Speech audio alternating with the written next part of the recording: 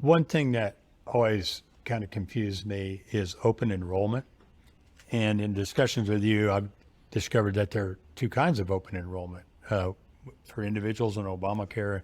Can you talk a little bit about open enrollment, what that means, and people who might Sure. be listening that thinking, I have a plan that I'd like to look at, but I can't change it because it's not June or whatever. Right, right.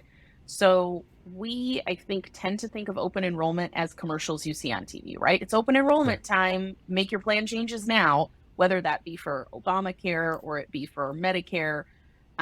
That's the individual side of things. And you are kind of put into this category of you can only make changes this time of year. Generally, it's the end of the year. But for groups, that may be a little bit different.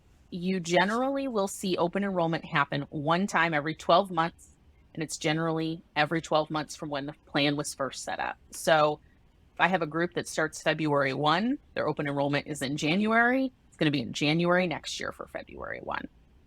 That can kind of change sometimes. You can make adjustments to that, but generally it's every 12 months. Um, then we come into something called qualifying events, which are things like marriage, divorce, birth, or death, a loss of a job, a gain of a job. Those things all allow you on both the individual side and the group side to make changes to your health plan. So if somebody is on an individual plan right now, they're a small business owner, they had purchased it just for themselves, they've grown, they have 2 or 3 employees now, and those employees are clamoring for health insurance, we can absolutely move them to a group plan, and that qualifies them to cancel that individual plan.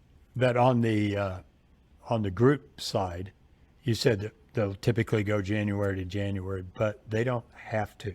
They could change. Correct. I have groups that start January all the way through December. So some companies like it to line up with their fiscal year, and their open enrollment is in June for July.